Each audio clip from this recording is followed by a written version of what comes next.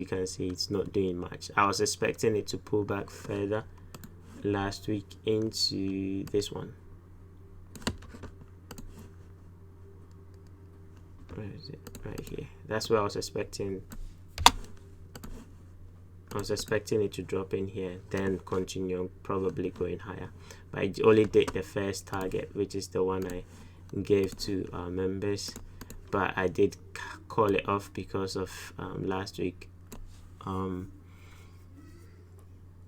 The central banks, the presidents, all of them were talking on one day.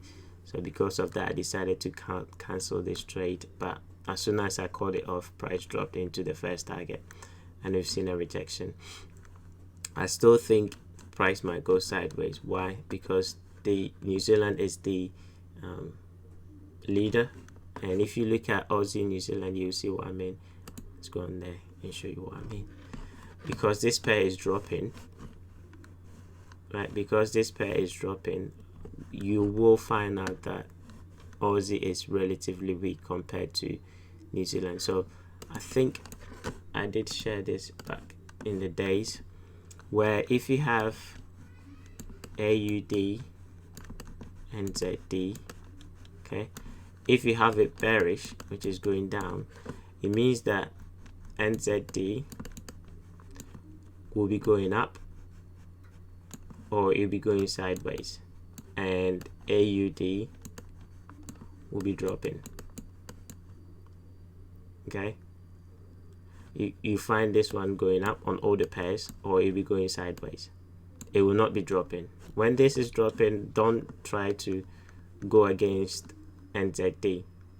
Okay, and then when this is going up, it's the opposite. AUD will be going up or will be going sideways, and this one will be dropping. Okay, so the same scenario, that's what you're seeing. So this Aussie New Zealand can stay sideways, and then this will continue going higher.